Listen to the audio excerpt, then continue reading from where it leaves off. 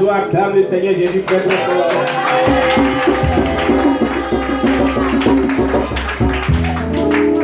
Amen. Amen. Est-ce qu'il y a une personne qui a de la joie ce matin?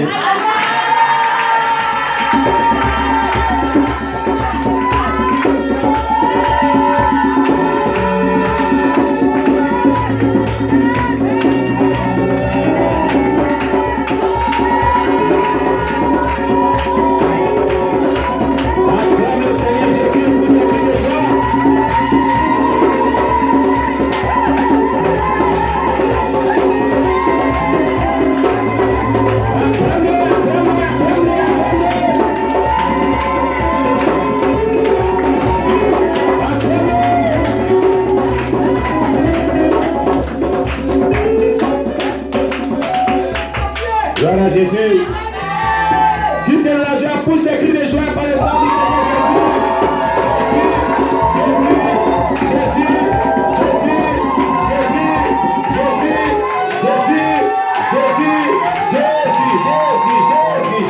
Jésus. Alléluia. Alléluia. Est-ce que quelqu'un veut dire à Jésus-Christ que Jésus est vraiment présent dans son cœur? Une personne peut dire à Jésus-Christ que Jésus est vraiment présent dans son cœur.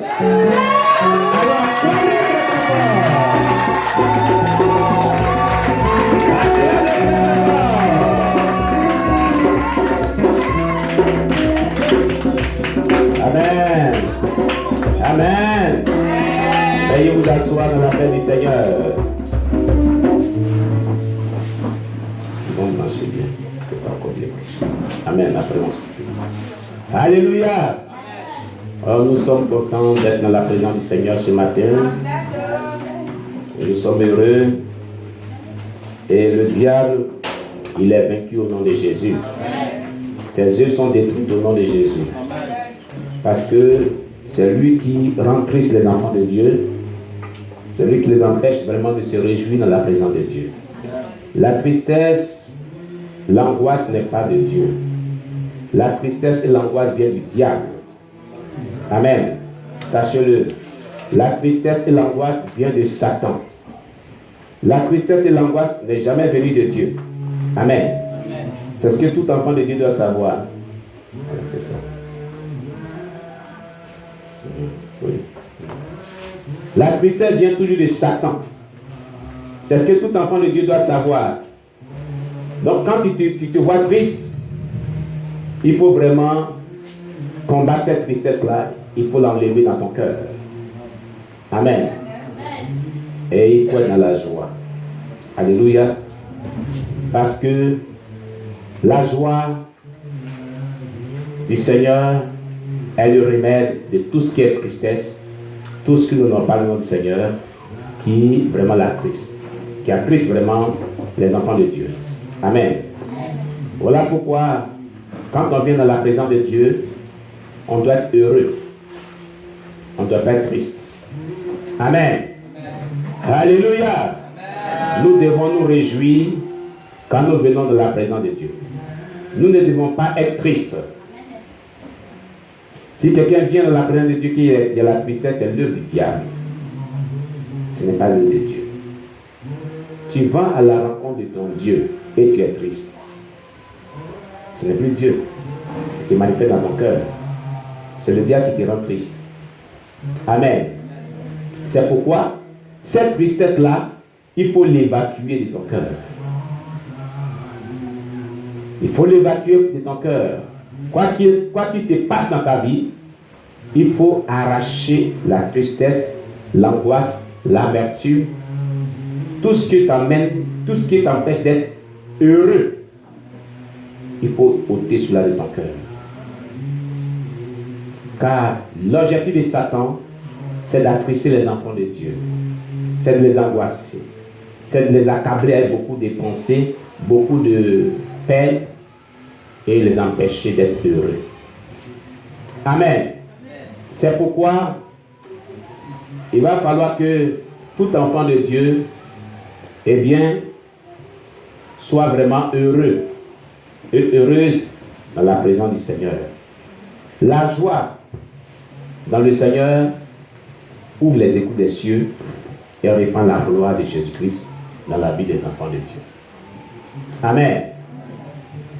Retiens cela. Amen. C'est vrai, tu peux vivre des situations difficiles, des épreuves terrifiantes. Mais lorsque tu viens dans la présence de Dieu, il faut te dire que tu viens rencontrer le Dieu puissant, le Dieu du bonheur, le Dieu qui résout les problèmes, le Dieu qui ôte tout ce qui est mauvais dans la vie de l'homme. Mais si tu viens dans la présence de Dieu avec l'amertume, avec la tristesse dans ton cœur, c'est pas bon. Le roi David a dit, je suis dans la joie quand on me dit d'aller dans la maison du Seigneur. On chante ce cantique, hein? Je suis dans la joie quand on me dit, allons à la maison de l'Éternel. C'est-à-dire que c'est un lieu de joie. C'est une rencontre de joie et de bonheur. Pas de tristesse, pas d'amertume. Vous comprenez? C'est une rencontre de joie. C'est un lieu où on s'en va manifester la joie. Donc tout ce qui est mauvais, tout ce qui est amertume, tout ce qui est tristesse, tout ce qui est angoisse, doit rester loin de nos cœurs. Amen. Alléluia. Le diable, son arme la plus puissante est la tristesse, est l'angoisse, est l'amertume. Mais Dieu aimerait que ses enfants soient dans la joie, se réjouissent dans sa présence. Alléluia. C'est pourquoi la joie du Seigneur doit être la force de l'enfant de Dieu. Là où il y a la tristesse, que la joie du Seigneur vienne. Là où il y a l'amertume, que la paix du Seigneur vienne. Là où il y a l'angoisse, que la gloire de Dieu vienne pour libérer le cœur des enfants de Dieu. Voilà ce qui est important. Amen. Gloire à Jésus-Christ.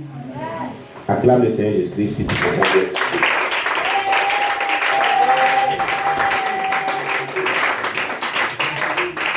Alléluia. Le diable veut t'accabler de la tristesse. Veut t'arracher la joie du Seigneur dans ton cœur. Amen. Il peut arriver des personnes qui vivent des situations, des épreuves terrifiantes, bouleversantes. Mais la joie du Seigneur peut ôter tout ce fardeau de ton cœur et résoudre ce problème. Il y avait un homme de Dieu, moi je l'ai vécu déjà, mais je ne vais pas parler de moi.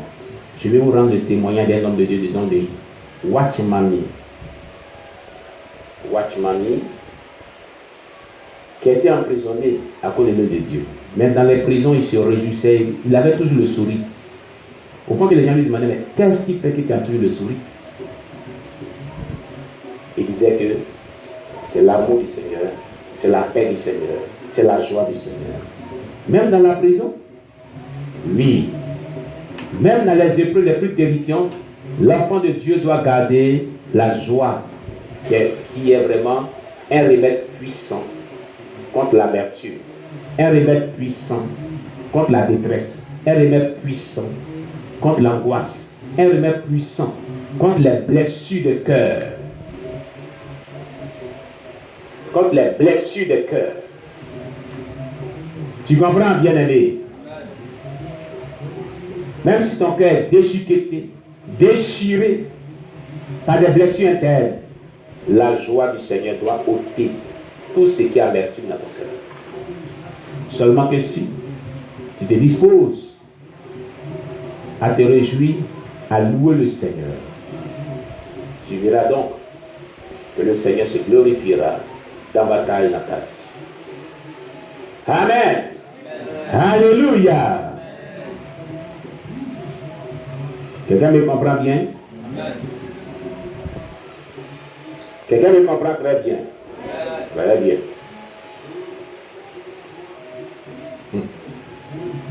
Oh comme c'est bon.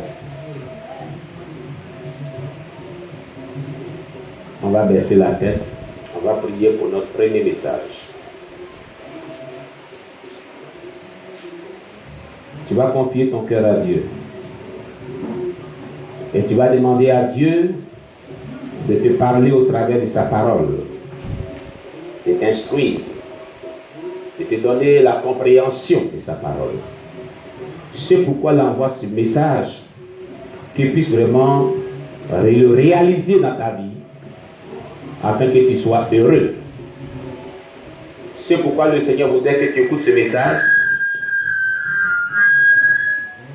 que véritablement tu puisses vraiment atteindre cet objectif, et bien dans ta vie, au nom de Jésus-Christ. Prie le Seigneur. Éternel, sois élevé, sois béni, sois exalté notre Père qui est dans les cieux. Nous te louons, Seigneur. Nous te magnifions, nous t'exaltons pour ta parole, que tu voudrais bien que nous partageons ensemble. Il t'a plu que nous soyons si nombreux ce matin, c'est une joie pour nous. Il t'a plu que nous soyons dans ta présence, c'est une joie pour nous. Nous voulons, Père, que tu nous aides à comprendre ta parole. Nous voulons, Père, que tu nous édifies.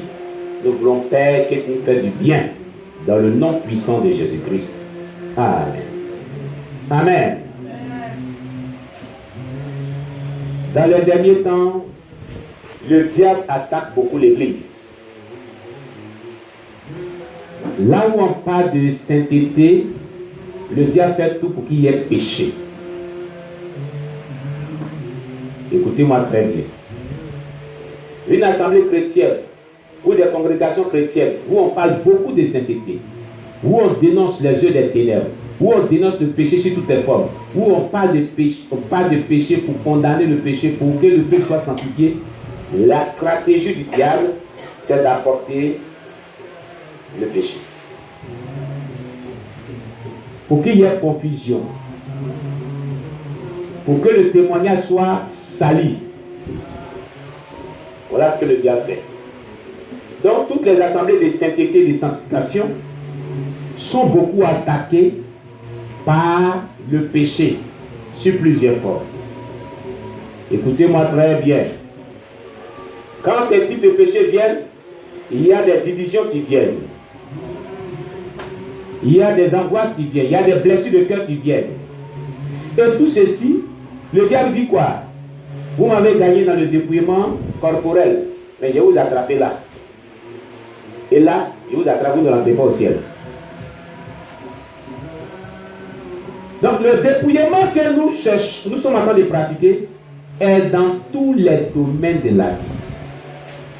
C'est un dépouillement complet.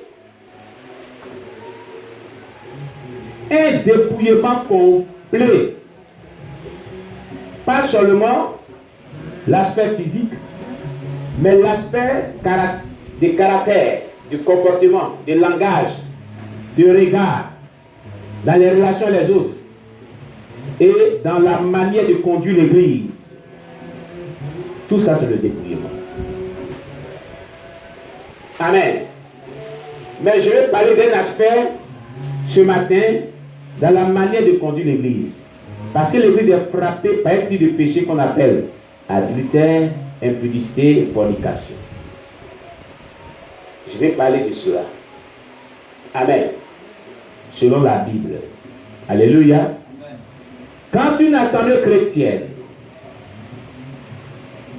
est frappée par le péché d'impudicité, est frappée par le péché d'adultère, est frappée par le péché de fornication, qu'est-ce que Dieu, quelle est la réaction de Dieu, quelle est la réaction de l'Église, quelle est la réaction de l'entête de l'Église?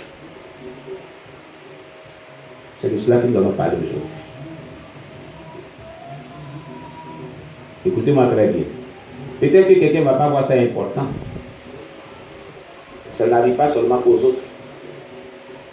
On ne le souhaite pas. Ça n'arrive pas seulement qu'aux autres. Lui ne connaît son avenir. Amen.